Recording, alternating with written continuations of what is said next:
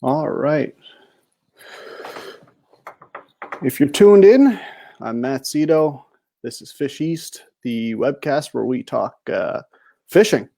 I've got a really cool guest on today, Ben Wu. I'm really excited to get to talk to him. He is an avid fisherman, pro angler, had his own show one time, own radio show, has been on other fishing shows. So we're going to get to talk to him shortly. Just before I do that, though, I wanted to kind of go over some gear that I use in the Stewiacke River for striped bass. I've been getting a lot of questions about it recently, about the Stewiacke and kind of what to use. And so I thought, well, I'll spend a few minutes to kind of go over it and try to help people out. So, Stewiacke River, striped bass, they're big. You're going to need big gear. So I thought first I'd kind of mention something about rods because I've been on the river quite a bit this year. I've seen a lot of guys using, anglers, I should say, using a lot of gear that I don't really think will cut it. I think you're a little undergunned. See some people using like medium action rods that are more suited for, bass or trout. And I mean, you'll land fish if you play the drag right. That's fine. But you're going to take a long time to land them. And, right now in the Stewiacke, it's catch and release. So you should be trying to land the fish quickly. So you should have something with a little backbone. So like a medium action rod, like a 4,000, 5,000, even 6,000 series rod and reel. Usually like anywhere from 20 to 40 pound braid. You can run a fluorocarbon leader off that, 20 pound, I recommend, to get those fish in quick. They're powerful fish. I've seen 5 times this week, 20 pound fluorocarbon, 20 pound tippets when we're fly fishing just broke, in an instant. You make one mistake with these fish and that's it. They're very powerful. So, it's important to have, a heavier rod and heavier hooks. If you're just going to go out there with hooks that you would use for smallmouth bass and stuff, it's going to straighten them right out. Twice this week, I've seen 1/0 hooks from the flies snapped right off. So get the proper gear, get the heavy gear. These are big, powerful fish. We're talking fish. I had a couple 25 pounders this year. You want the gear to do it. So here's some of the lures. So probably the 2 most popular, I'll show you the first one, are just like your kind of swim shad. Some people call them paddle tails. Okay. Chartreuse is probably the most popular color on the river. I think that has a lot to do with the clarity. If you're not familiar with the Stewiacke River, it looks like you're fishing in chocolate milk. There's no visibility. You can't even really see the fish until they break the surface. So I think the bright colors might have something to do with that, why it's so successful. Pink is really good too. I've had some success on white as well, but by far the most popular color, most successful color that I've used is chartreuse. Your second most popular baits are these big, like 7-inch curly tails. Okay. And this here, I think, is a 1/2 ounce weight. I was going a little lighter because I was about like mid tide when I started using this one. But your jig heads should be heavy, like a 1.5 ounce, and then maybe down to like a 3/4 ounce when it's slack tide, lower tide. If you're not familiar with the Stewiacke River, it's fed by the Bay of Fundy tides, the highest tides in the world, and they come in strong and they come in fast. If you don't have heavy jig heads on that tidal bore when it's coming in, you're not going to get down to the fish. So you want the heavy stuff at the beginning, and then as it starts to slack off, as the tide starts to drop out, you can kind of drop weight. You don't really need that heavy weight anymore. You should really kind of adjust to the tide. That's how I find most of my success is using the bare minimum, right? I see some people stick with the 2 ounce or 1.5 ounce weights all day. It's not necessary. Go as light as possible. Or do what you can get away with. In saying that, when the bite gets tough, I think one of the biggest mistakes that anglers make on the Stewiacke River is they don't change it up. They don't downsize. In the last 2 years, something I really found helpful was downsizing baits. So I would go sometimes from, one of these guys, and if I'm noticing like there's a lot of fish around, but I'm not getting many takes, I'll go right down to a smaller one. I've even had to dig deep into like my smallie gear. Now I wouldn't throw this one because that hook is way too flimsy, but like something about that size. Okay, downsize. It makes a world of difference. Get that bait down there, work it slow, downsize, and you'll have success. Another thing I should mention is they're in the Stewiacke River to spawn. When they do that, if you haven't seen it, you try to go on YouTube and try to get a video of it because the spawn is crazy. There's tens of thousands, maybe even hundreds of thousands of fish at one time spawning. It's so thick that we can't even run the outboards or electric motors or props in the river because you're just bumping into fish. Actually, the other day I had to drift about a kilometer downriver with no prop or anything, just a paddle because there was so many fish, and you don't want to injure the fish. So when it gets that thick, if you throw something like this, all you're going to do is start foul hooking fish. That's no fun as an angler. The fight isn't right. You're pulling it in backwards, and it harms the fish, right? We're there for catch and release in the Stewiacke at that time. So get yourself some wide gap hooks and rig it up weedless. I kind of showed this setup last week for chain pickerel. Use this and let it go through the school. It's not going to hook fish, right? Fight the temptation to set the hook. They're basically going to grab it and almost hook themselves anyway. So let that run through the fish. If you want to put like a little weight at the front, you can do that. But, when you see that heavy spawn, put on one of these because you don't want to be foul hooking fish. And I mean, you will foul hook a fish every cast when they're spawning heavy like that. Even if you get into a really heavy school, sometimes I'm in the boat and my fish finder, my sonar is just lit up. The whole thing is fish.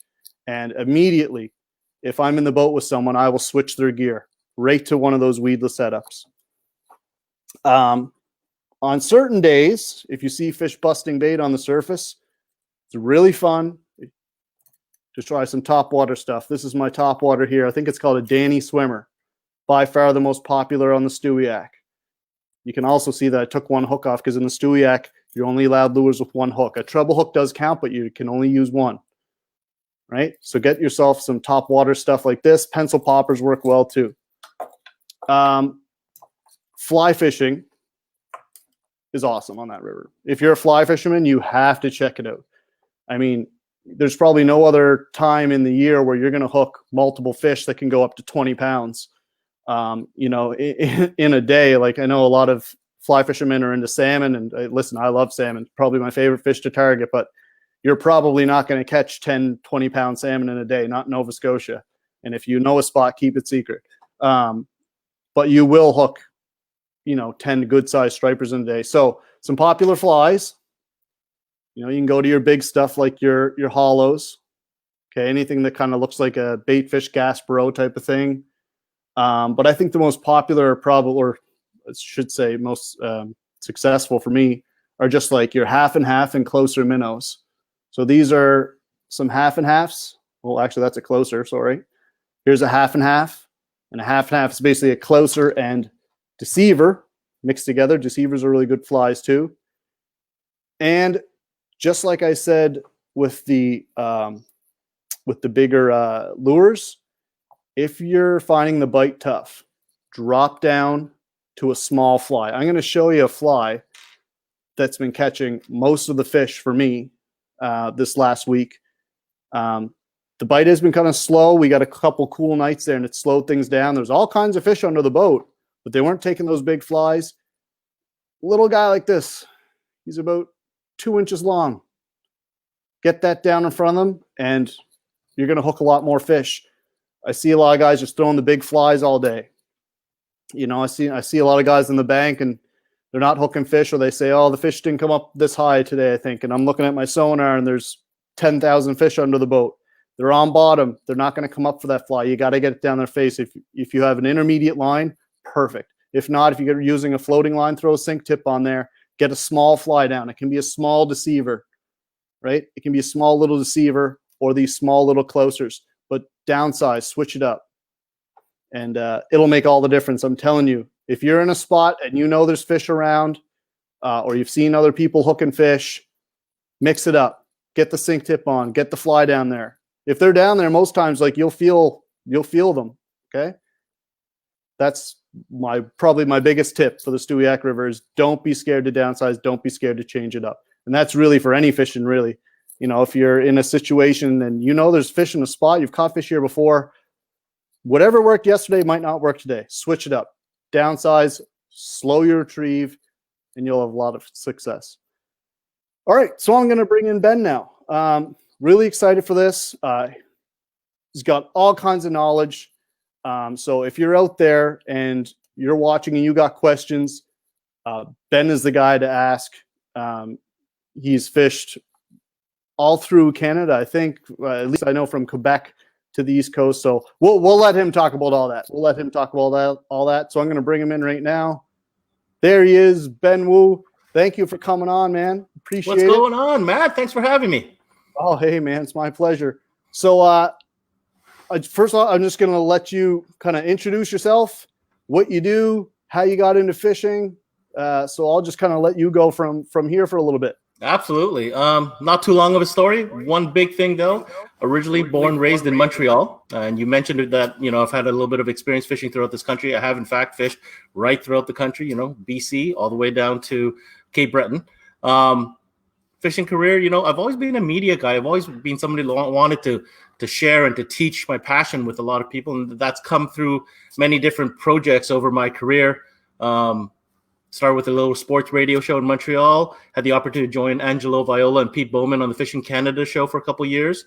From there, started a tournament series called the B1 that, went 10 years, Quebec, Ontario. Most recently last year in both Nova Scotia and New Brunswick. Had a TV show in French in Quebec called L'Heure Juste that went 4 seasons as well, still going on right now. Yes. But I guess the biggest thing that's happened in in my life and my career is that I now moved to the Maritimes. I am a Maritimer. I live in Fredericton, New Brunswick. Perfect. Woo! How's that going for you? I'll tell you what, we got here in December. Mm-hmm. First of all, COVID-19 hit, and thank God we did that. I mean, what perfect timing. We're blessed. I couldn't be more thankful. Mm-hmm. But it was a long time coming. We were traveling constantly over here in the Maritimes, and we just couldn't deny, the landscape, the opportunities, the friendly people, the seafood. I can go on and on. But an opportunity came up on a nice piece of property in Fredericton, and we jumped on it, and here we are. So since then, I've been, right from the get-go, as you know, we've been talking through the winter. I've been ice fishing hard, trying to bring the knowledge that I've accumulated, in my different adventures, and see if they work on these, East Coast fish. And, some did, some didn't. That was our first season. So I did a lot of trekking, a lot of holes drilled. And of course, that's going to continue. I'm really excited to take what I learned this past season and kind of bring it forward to this upcoming winter. But enough about winter. The spring fishing has been absolutely incredible. So many new things I'm being introduced to, one of them being fly fishing. We can talk about this in more depth later, but I've never fly fished in my life. I'm the biggest fly fishing poser you've ever met. I've got every weight from 3 weight to 9 weight. Yeah. With reels and lines and the whole gear and, the whole nine. Yeah. But up until a week and a half ago, I've never caught a fish on a fly. And I did troll with some sinking line, but I'm not going to count that. That doesn't count. I'm actually, casting and catching the fish. That happened last week. And I got into smallmouth bass just not far from here. Yeah, and they're fun on the fly, though. Oh, my God. Honestly, it felt like I was experiencing bass fishing all over again as a kid. I was using a 5 weight, right? It was light, and I was just ripping some muddler minnows and whatnot, and I didn't know what I was doing. I could barely get the fly further than 15 feet from the tip of my rod. But lucky for me, the fish were super cooperative, and it was just super fun. And then from there, I went to do some American shad up in a small creek, and then I did some speckled trout. And last night, I went to try for some rainbows. No success yet, but work in progress. Yeah, no, it's a learning curve. When you pick up a fly rod, you think, I fish a lot. I can pick this up quickly. And you're like, oh, okay, this is not. No, there's so many variables: overhanging trees, wind.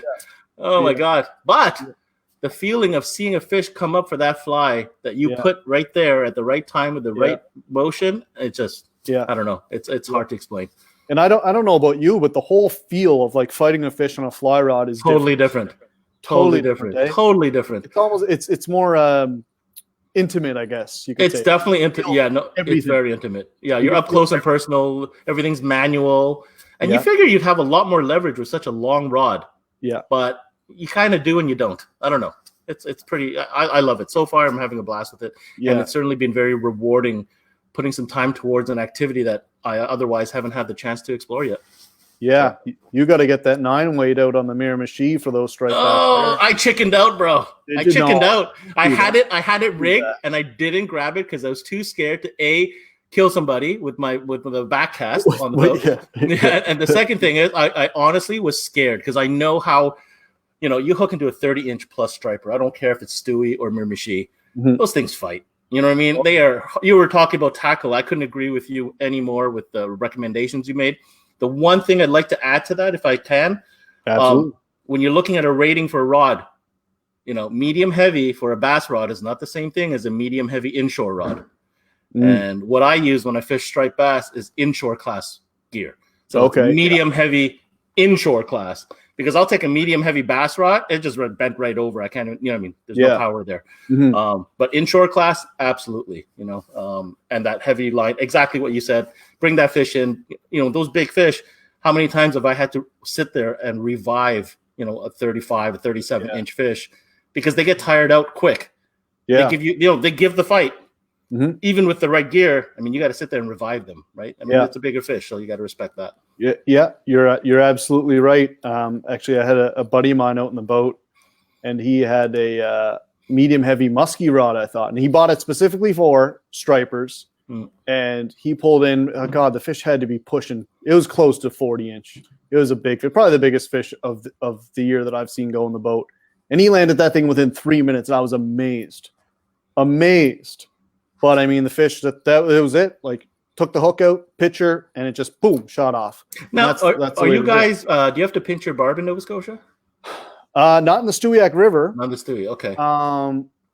It really should be though, but we don't in the Stewiacke River. But there was just the new regs that I just seen come out there that the barbs have to be pinched on the Gulf side now. So I think that affects. I don't know if that affects you guys, but we're on the She. It's pinch single hook all the time. Okay.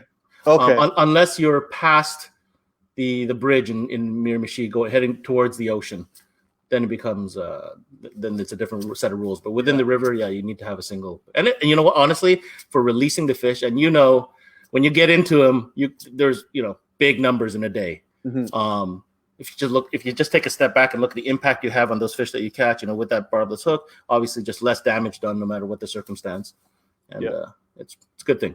Yeah, I definitely think it's something that could be implemented on the Stewiacke, because there's a lot of fish in the Miramichi.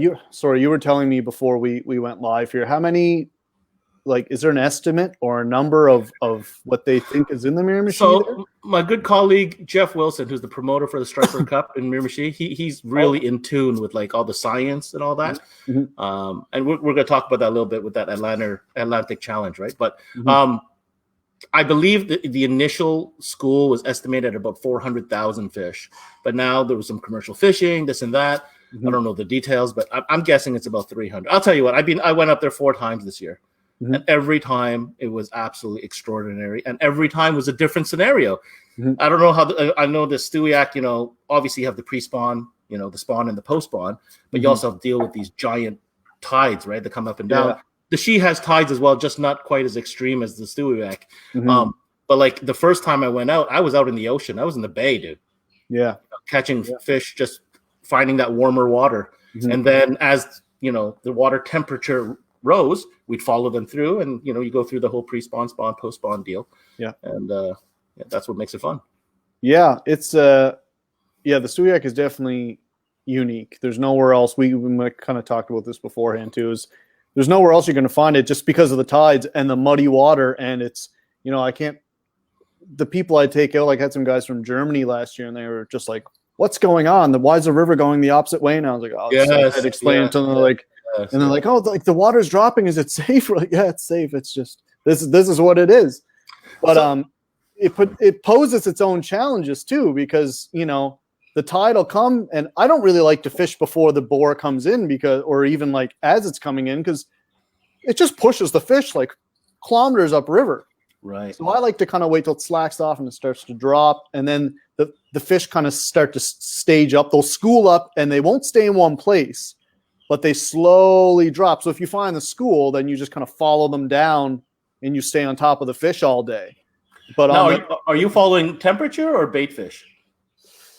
In the Stewiacke, it's really like the temperature definitely heats up the bite. So this year on the Stewiacke, it happened within a blink. Like I went on a Monday, I think was it last Monday? Yeah, last Monday, with a buddy of mine just to scope it out. And there wasn't many fish in the river. There was a boat coming in as we were getting there, and they said, "Oh, they followed the bait down. They went downriver."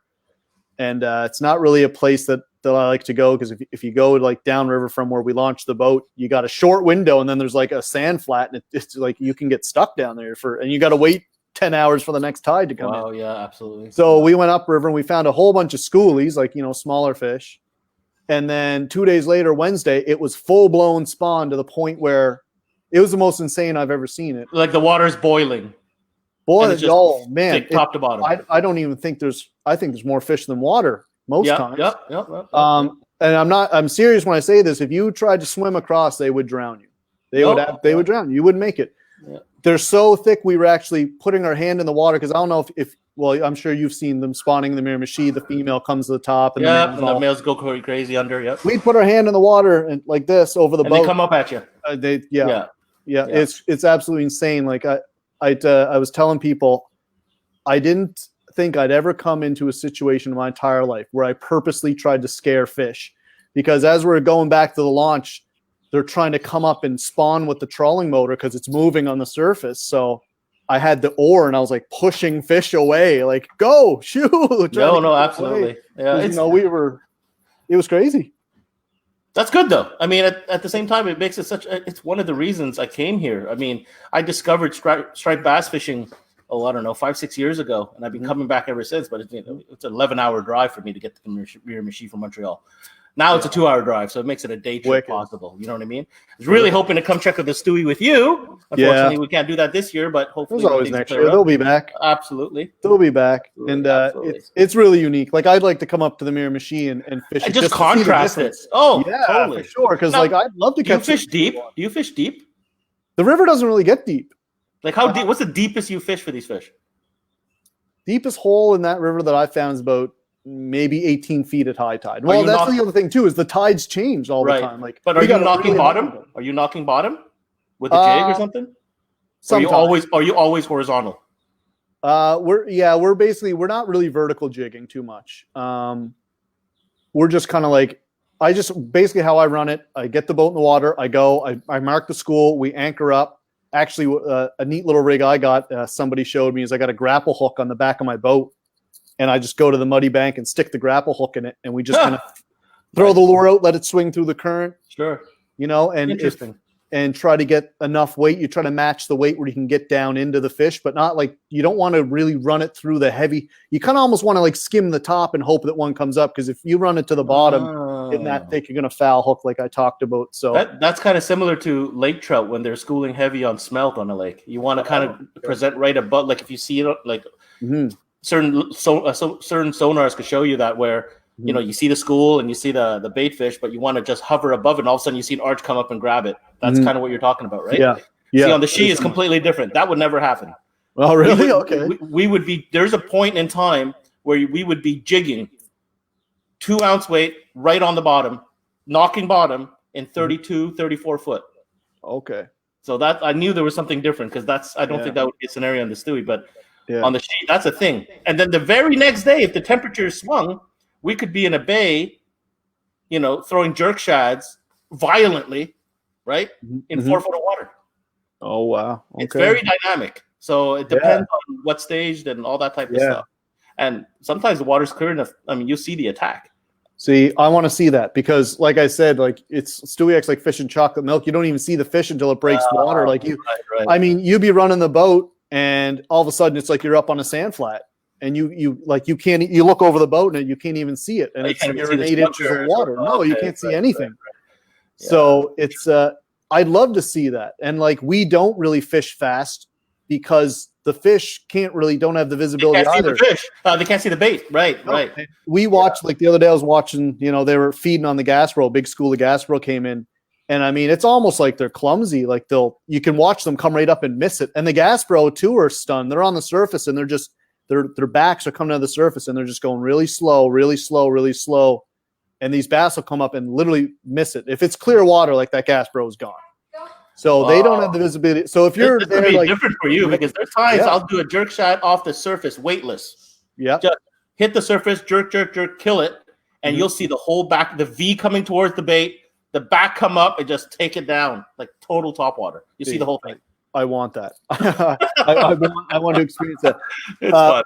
There's a good top water bite on the Stewiacke, but it's not every day. It's not every day. Yeah, I've only ever had really 2 days. Yeah, it has to be almost perfect conditions, but nonetheless, even on days where it's subsurface jerking, again, because the water is clear and the fish can own in on the bait visibly, you can get away with some pretty, like, there's days I can't feel my arm because I've jerked that jerk shot all day long, and they kill it. It's a different thing. All right, we're gonna do a trade-off next year. I'm gonna come experience that. You're gonna come experience. Man, I expected it. It's just unfortunately, the way things are, but we are definitely gonna do that. But we'll get into it next year for sure. So tell me, let's start with Fish East. Tell me what that's all about. Yeah. Fish East, we've been talking about this for some time. Obviously, you're wearing the hoodie, you're part of it. And, before moving to the Maritimes, I, of course, like every other angler, I started Googling, YouTubing, trying to get a little bit more insight information, like what's the fishery like? What do I need to buy? What kind of gear do I need? Where should I, what zones should I go check out? And I was looking, Nova Scotia, PI, New Brunswick, because I like to, I'm adventurous. I like fishing stuff I've never fished before and learn new things. Yeah. And I was a little bit disappointed. Not in the fishery. Let's make that clear. I was just disappointed in the amount of information that was available. If you Google or YouTube or search Facebook for anything in Quebec or Manitoba or Ontario, there's tons of stuff that come up. It gives you indicators, clues. And unfortunately, there wasn't a whole lot to go on. Luckily, I met some great people, such as yourself, that kind of, gave me a couple of pieces for the puzzle to get started. And when that happened, the idea of Fish East came about.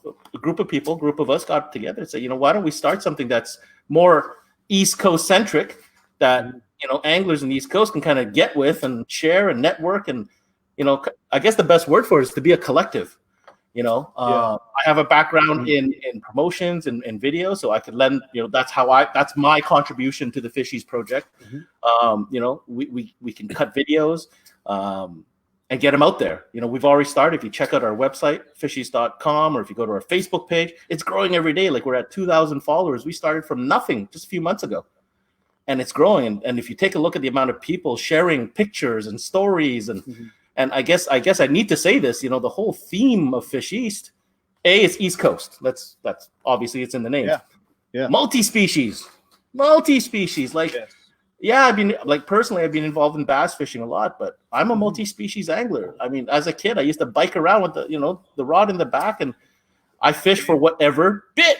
I don't care if it was a yellow perch, a pickerel, a bass, a trout. And I wanted to master them all. This is kind of like my lifelong obsession, is to try to be the master of all the different species. And coming to the Maritimes, there's so many opportunities. In the last month and a half, I have caught white perch, yellow perch, sunfish, smallmouth bass, largemouth bass.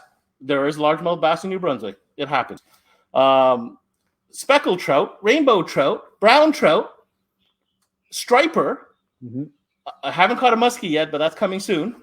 You know what I mean? Yeah, I'd like to do that too. Yeah. I tried for some. I don't know. I caught a sturgeon. Oh yeah, right? I just found out there's sturgeon in New Brunswick this year. I was like, what? There's sturgeon in New Brunswick? Dude, they're big. There's two kinds. Yeah. You've got the short-nosed sturgeon, and the one that I haven't caught yet, which is on my list to do, is the Atlantic sturgeon, which could be like 8 feet long. Or 6 feet long, whatever. Huge. It's a giant dinosaur. So, anyways, you can see I get excited about multi-species fishing, but I learned that there's a lot of people excited about multi-species fishing. Like, look at you. That's how I found you. I found you because I said, oh, look at this guy. He's he ice fishes. He fly fishes. He fishes from a boat. He fishes from the shore. He does a tournament. He's cooking pickerel. You're all over the place. I love it, Yeah. and that's how we connected, right? I mean, there's just so much to. And that's kind of like when I like growing up in Cape Breton in Sydney. There, like it was just trout. That's it, trout. You know, there was a certain time of the year where you could get in some nice white perch, and I really didn't even start doing that until later. But basically, grew up on trout, and then kind of started fishing the Bredor Lakes, and we used to have a really healthy cod population. You could fish and get huge cod right off the shore. Dude, we just got a new guy in Fish East, Benoit Farsi. Yeah, he fly fishes for cod. See, that's unreal. I would love that. I didn't even know you could do that. I didn't even well, know you could do that. The thing is, where I used to fish them, it was just like they'd come into the shallows to spawn in the spring, and I didn't fly fish back then. But now looking back, I was like, man, like that would have been amazing. If it wasn't for I was planning a trip to the Bredor Lakes and try to get some of those salmonids. Like I've heard crazy stories of rainbows and browns and sea run trout and all that stuff. Oh yeah, you know, the Bredor Lakes is a crazy fishery. It's just, I mean, the lakes itself are. I think it is, if I'm not mistaken, the biggest I'm saying this wrong. Saltwater lake in the world because it's half fresh and half salt. I think it's almost like perfectly balanced. Yeah, like the largest inlet. I don't know what the terminology is, but I know what you're saying. Yes. But it makes it very unique. Yeah, and there's fish. It's all like it's crazy. The fishery there. So it is. Fish East, what is it? It's a collective. It's a platform for people to share their passion, share information, share tips and tricks. What's happening right now? If you go, you'll see Matt. I mean, you did a great video of what's working on the Stewiacke right now. And that's the kind of information that needs to get out there. There's so much opportunities, and I felt, why not promote it? Why not get people together? And I think it's been pretty well received. The most important people are the ones that are commenting, the ones that are sharing pictures of their son's first bass or their daughter's first trout. And we started at a time in the middle of winter, right? And now obviously it's picked up a lot because people are fishing and it's spring, and it's only growing from there. I want to be clear on a couple things. Fish East is not about sponsors. It's not about pro anglers. It's not about tournaments. It's not about any brands in particular. Actually, what it's about is getting out there and maybe, seeing something that'll inspire you to perhaps try something you haven't tried yet. Because sometimes you just need that little bit of information to help you, get on your way. We've got blogs. So for those that, don't really care for video or if you want to read, we've got great blogs from all over the place. We've got video tips, some short ones, some a little bit longer. We're hoping to produce maybe some more in-depth stuff if that's what people want, and get people to get more details, as far as maybe tactics, presentations, gear, that type of stuff. Resources, like where do I launch my boat? You want to go discover an area. Hey, where do I launch my boat? Where can I get bait? Where is there a tackle store that has like local stuff that I can go buy? That type of information I think is going to be super important. There's, that's it. It's not complicated, but I think it was super necessary. And I guess the message that I have is, I put my extracurricular time in. It's not my job. I have a regular job. You have a regular job. But if I'm going to share and I want to promote, I want to promote where I live. I want to promote the area. I want to promote East Coast fishing. That's it. No, I'm all about that idea, and it's awesome. And I wish there was something like this when I first moved up to the mainland, because like I was saying, when all I knew was trout in Cape Breton, and then you kind of get spoiled for trout in Cape Breton. And then I came up here, like trying to look where I want to go. I'm like, holy smokes, like I can't find a trout here. And then you start running into bass, and like, oh, wicked, there's bass here. Because I had experience with bass because my family used to go to like Ontario every summer, pick a different lake, a different one of those fishing lodges, because Ontario, they're like on every lake there's fishing lodges, which is something that blows my mind about Nova Scotia. I think there's one here. I think it's pretty scarce from what I've seen so far in New Brunswick as well. There's a couple. We have such good fishing here, and apparently in New Brunswick, like why? I don't know. But anyway, coming here, and I was like, you're trying to figure out all these new species, and I had a little bit of experience with bass, so it was okay to catch some. And then you run into chain pickerel, and you hear about striped bass and all this, and shad, and I'm like, I don't know anything about this. And like you said, you try to Google it, there's nothing. And we used to have NovaScotiaFishing.com was like a site with forums and stuff, but even that was like kind of hard to pull information out of people. I think we can. Forums have kind of gone by the wayside. Yeah. Nobody really forums anymore. But short pieces of information that is easily cataloged, I think that's easy, right? Yeah. And that's what we want to do. I mean, I think we're already at 10 or 12 videos, and we're just getting started. and the videos are getting views. I mean, 1,500, 2,000 videos. Thank you, whoever's watching them. I mean, it encourages us to, do more videos. Yeah. Why not? Absolutely. Here's my challenge for everybody who's watching, Matt. If you live in the Maritimes, Atlantic Canada, Newfoundland, PI, Nova Scotia, New Brunswick, and you're into multi-species fishing, and you have something to share, or you want to learn, or you want to showcase your local region, be a Fishies contributor. All it takes is for you to submit some footage, some content. We have a team here that can help you, give you advice on how to maybe package it a little bit nicer, a little bit more professional, or take that video and make it nicer. We can do that for you. But the goal here is to celebrate, the resources that we have, and to share it and get more people to do it, especially in this time of COVID, man. It's like staycation. There's not that many. We're limited to activities. Why not pick this up right now? It's great.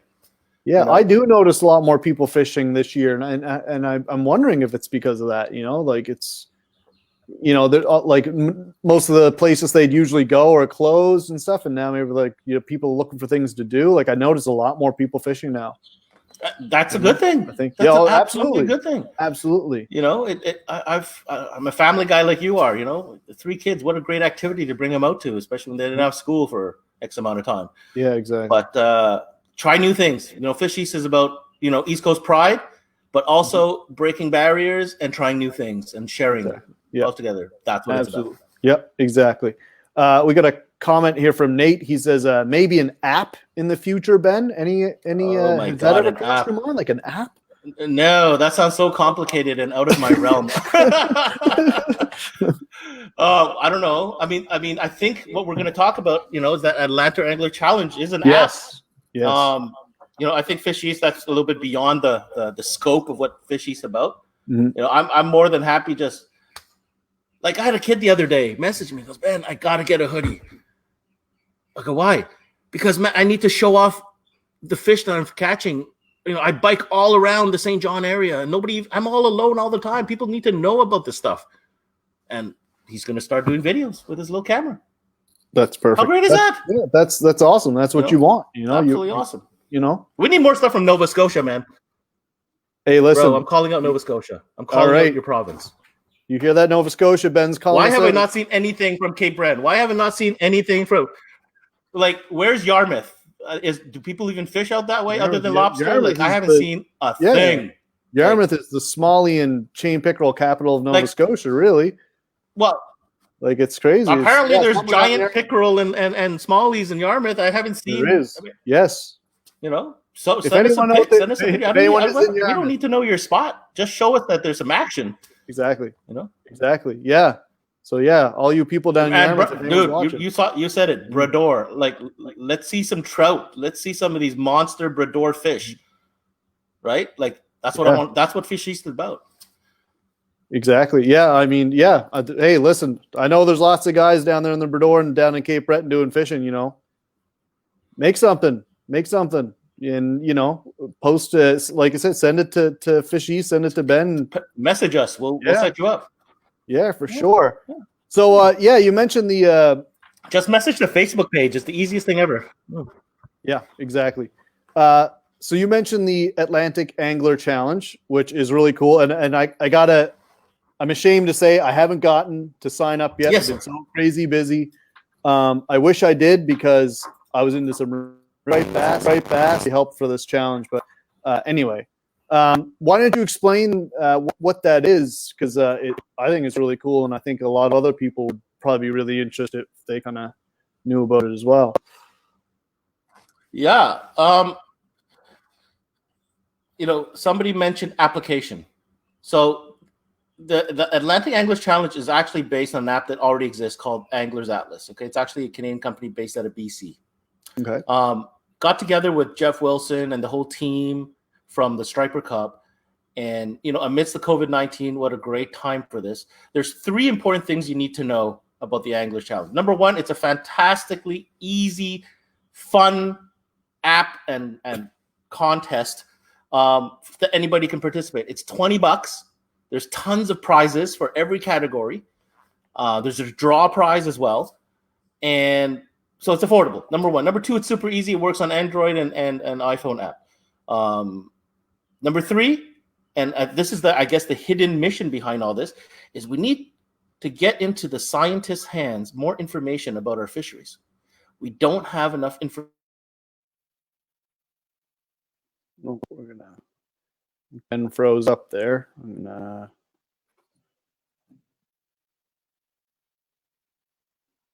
you hear me there, Ben? Are you still there? All right, I'm going to take Ben out for a second. I'm going to get him to maybe restart the link.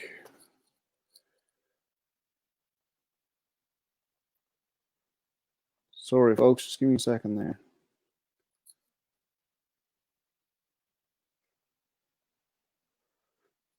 But yeah, this basically this Atlantic Anglers Challenge that he's talking about is like it's almost like an online tournament, really. So there's different species. You use, I believe there's an app. So if you catch a fish, you use this app to kind of take a picture of the fish and submit it. And then there's prizes for the biggest fish at the end of the year. I think like the most fish. I'm not really sure what the prizes are. You'll have to ask Ben when he's coming back in. He's trying to come back in here. And hold on, there he is. He's back. There he is.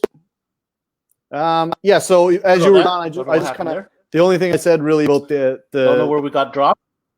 Yeah, something about you were talking about the science behind it, and I just kind of as you were gone, I filled them in on like just how there's like different species, and I think the categories were like most fish caught, biggest fish caught, kind of stuff like that from what I saw.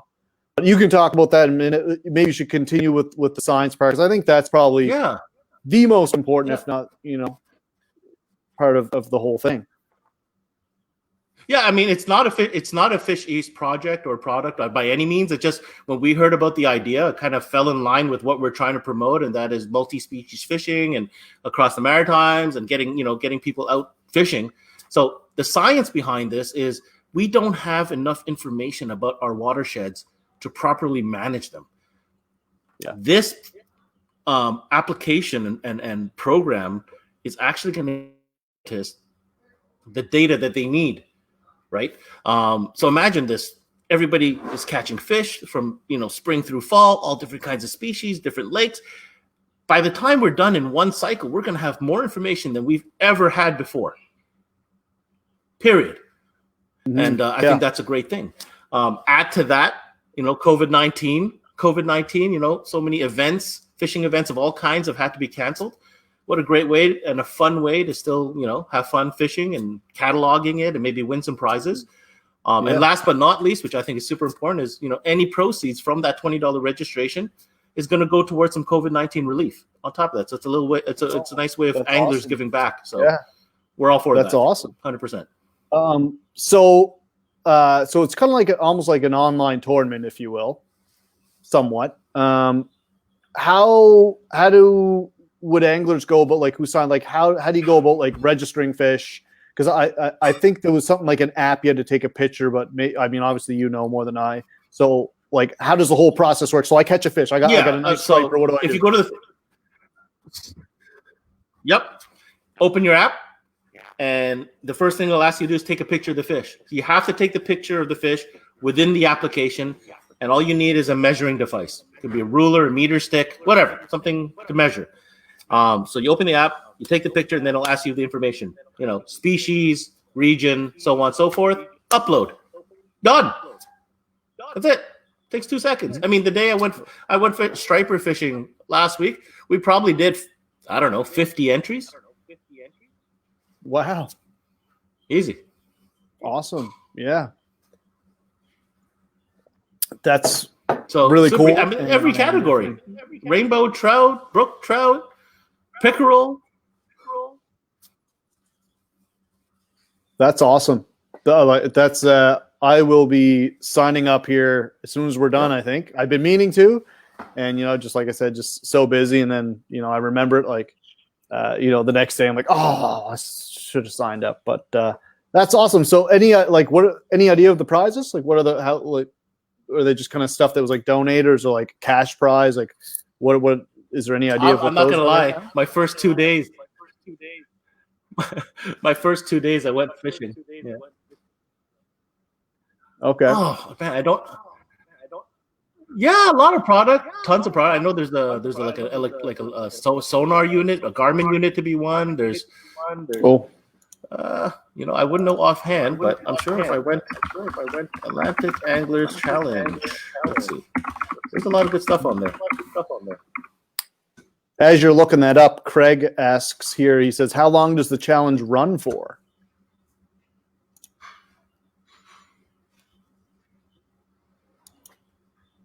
I know they have a Facebook page and they have a website as well, and all the details for all the prizing and the dates that they're giving it are all on there.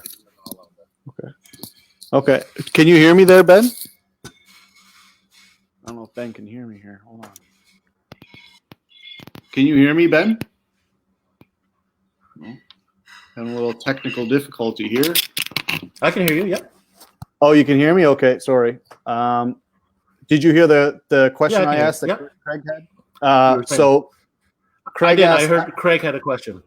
Oh, sorry. Yeah, how long does the challenge run for?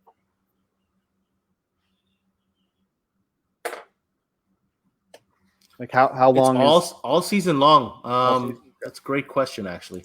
I know it goes until at least the fall, and I think there's actually a push to go through the winter for ice fishing as well. But that might be another session.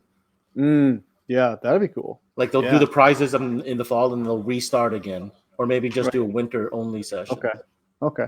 Well, it's all online there, and if people can. What was the website? Where can they go if they want to check out information on it, or if they want to sign up? What do they do? Yeah. Facebook.com/Atlantic Anglers Challenge. Facebook.com/Atlantic Anglers Challenge. So they go to Facebook.com/Atlantic Anglers Challenge. Perfect. If you guys are interested out there and you're watching, check it out. It's really cool. It's really cool. So something else I wanted to ask you about, because I have a buddy that I fish with regularly, and he loves smallmouth bass. I love smallmouth bass too. I like all species. We've already talked about that. But something that comes up in conversation a lot is kind of like the difference you see between bass here in Nova Scotia and bass in New Brunswick. And what I mean by that is like the look of them is different. Like I feel like our bass don't get as like footballish as New Brunswick bass. So like a 20-inch bass in New Brunswick would weigh quite heavier on average from what I've seen than in Nova Scotia. I mean, there's a few lakes here where they can get pretty thick because there's a lot of feed. But I wanted to kind of pick your brain about that because I know you know a lot about smallies. I know you do your tournaments and stuff. I'm kind of curious as to why you think that might be.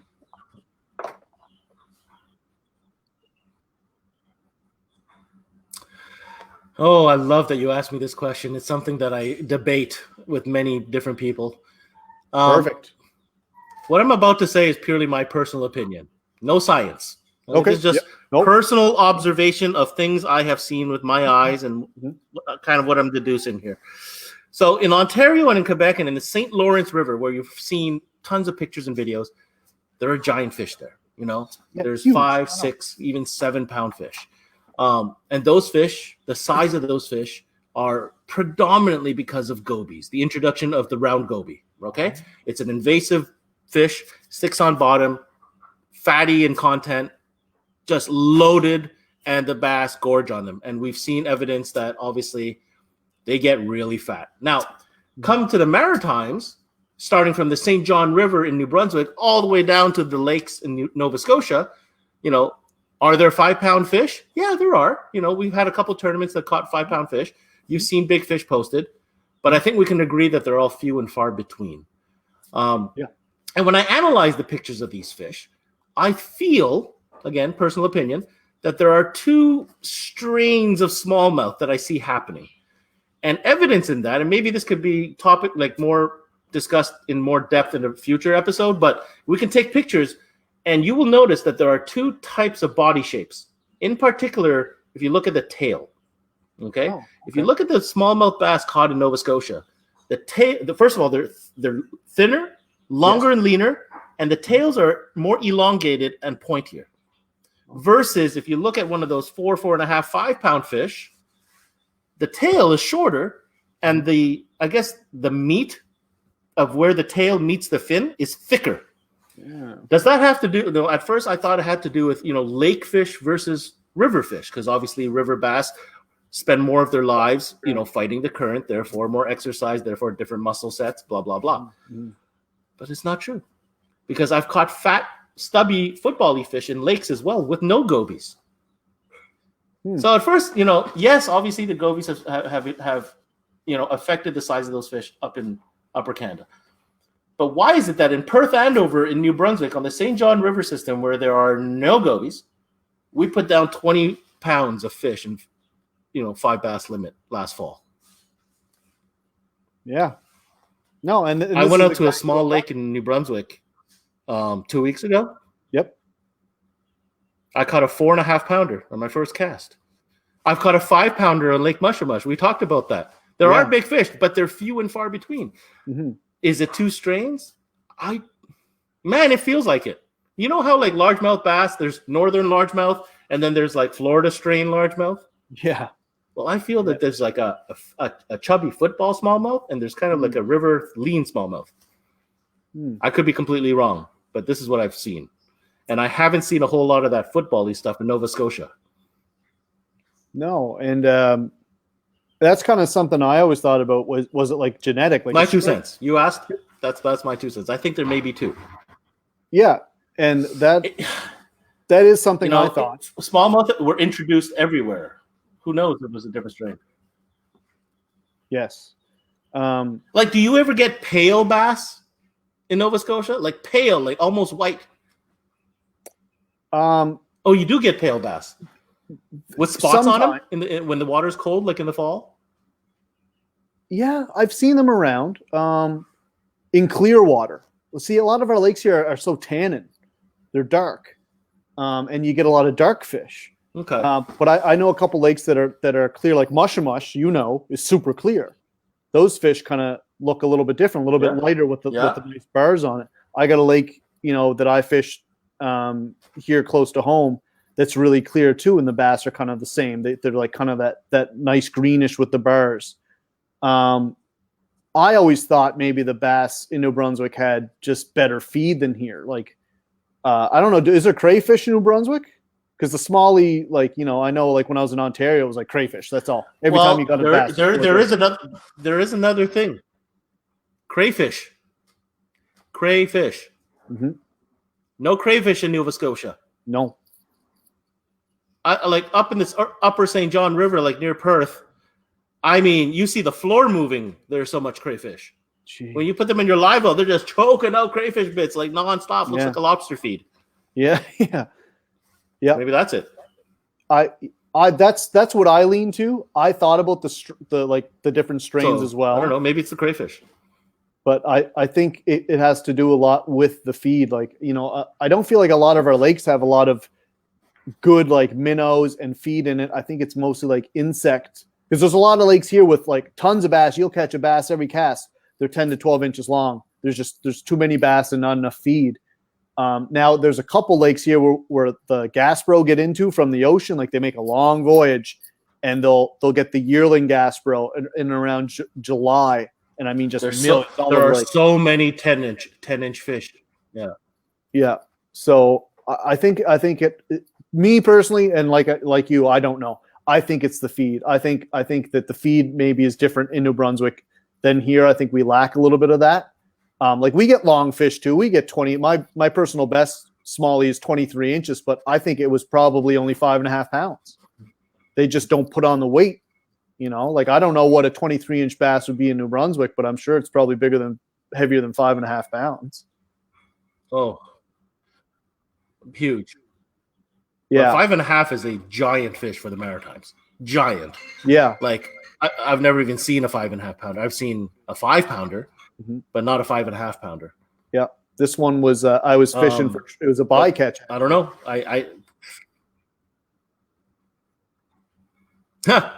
Yeah, no, I was fishing for a trout with a light action rod and 8-pound test, a 6-pound test, and I hooked this fish coming onto pre-spawn. It was on like a transition. It was coming up onto the flats, and I hooked this fish on my little light action rod, fishing for trout. It was an accident.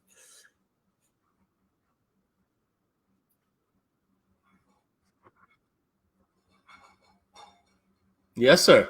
Yeah, that's awesome. So yeah, I would really like to. I'd love to know. I'd love to know why. We got a question coming in here. Ben, have you noticed any differences in eye color? Bass we caught in Ontario with the football-like shape had red eyes. Just this year, for the first time, we caught one in Nova Scotia with red eyes. Never seen that here before.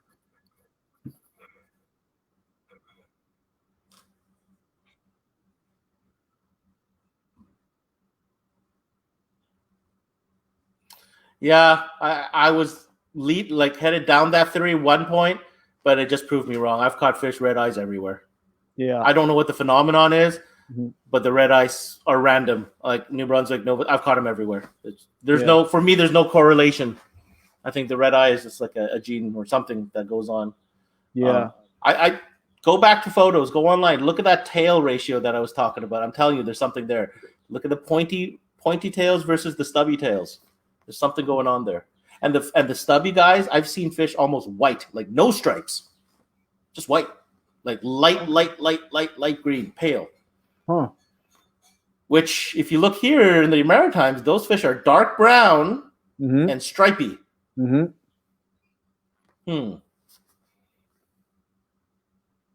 Yeah, I've caught fish with red eyes here as well. Not many, but I've caught them.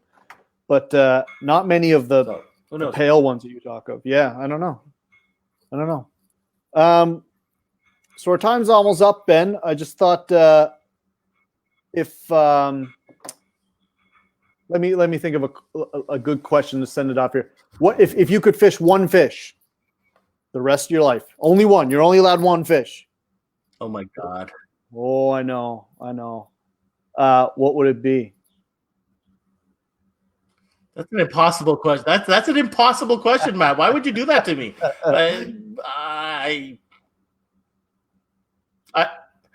I can't answer. I'm sorry. There is no one fish. I mean, there's days like here's something that I'm going to leave you with this. I'm that guy that gets excited about an entire day strictly targeting white perch with light rods and light tackle. I'll go all day just for white perch. And I'll go all day to try to break my PB pickerel. I'll go all day. You know what I mean? Like that's me. That's so I get excited about a lot of silly things, but when it comes to fishing, it's not hard to excite. Awesome. An easier question then. If you could give one piece of advice to anglers to be more successful, whether it's to a beginner or a seasoned angler, what is your one piece of advice you would give them?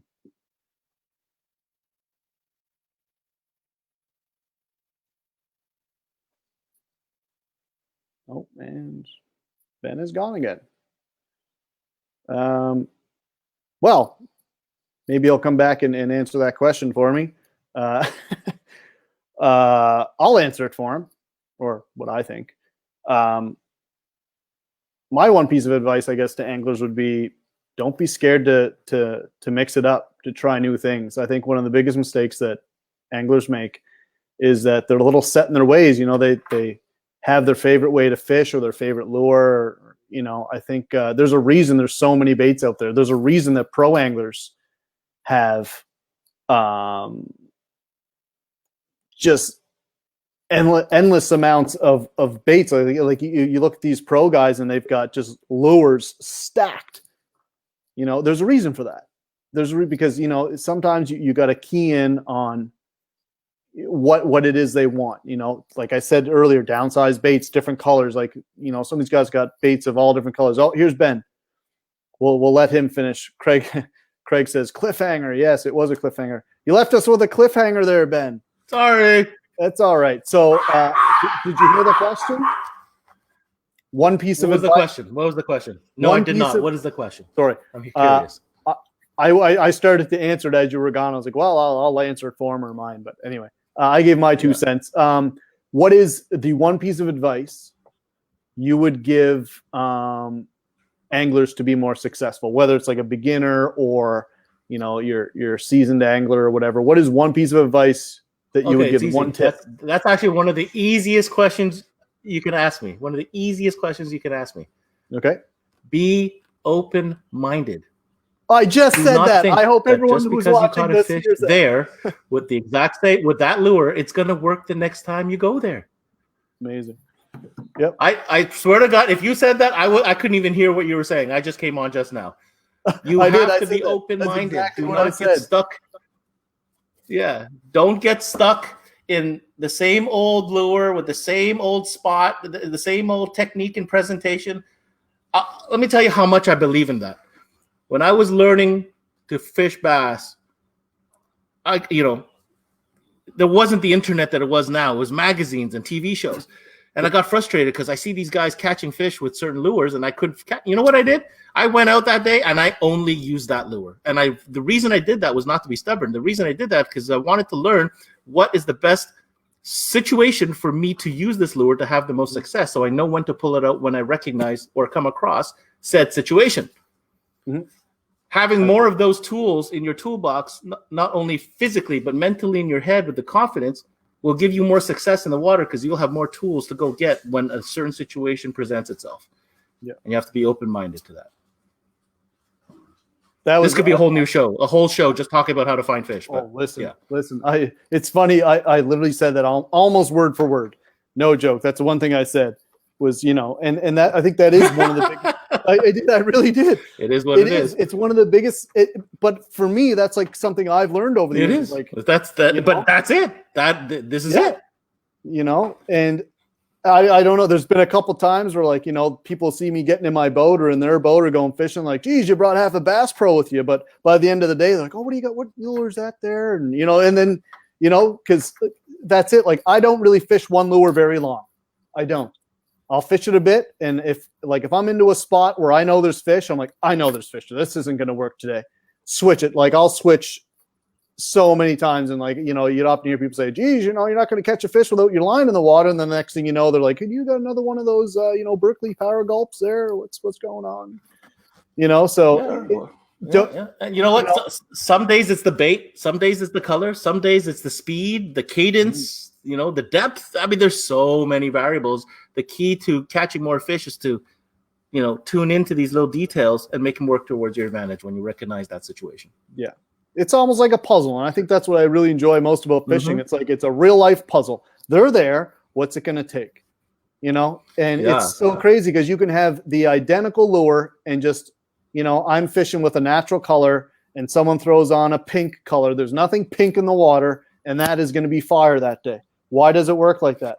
I don't know. But I have outfished people in the same boat using the same lure, the same gear, and the only difference was my fluorocarbon leader was 6 inches longer than somebody else's, and it got my lure just that little bit deeper. That's it. It's stupid sometimes, Yeah. That's a good way to describe it. Yep. Mm-hmm. But hope that answered your question, bud. No, that was great because that's about the same answer I gave. So we're on the same page. This is great. So there you go. Be open-minded. That's the only tip you need for fishing. Open-minded. But you'll probably have to open up your wallet for that one because you're gonna have to buy some. Sometimes, I'm not gonna lie, it costs a lot. It does, yeah. It's fishing gear's not cheap. Yeah. No, it doesn't. The price you pay for success. Anyway, Ben, it's been amazing having you on. And once again, if you're watching, check out Fish East on Facebook. You're on Instagram too. You can check them out on Instagram. Check out the Atlantic Angler Challenge. And if you have anything to add for out there fishing in some of these spots that haven't been a video being made yet, like Yarmouth we talked about, Cape Breton or anywhere else in the province, put a little video together, send it to Fish East. We're just trying to be a big fishing community to help one another. So if you got something that you think you can share it. Absolutely. Thanks for having me, Matt. Oh, okay. Awesome, man. Dude, awesome. Thanks for having me. Maybe we'll do this again and I don't know, get into something else that's controversial or dirty. Perfect. I love it. All right. All right. Take care. You too. All right, guys. Thanks for tuning in. I'm Matt Szeto. You've been watching Fish On, and I'll see you next week. Tight lines.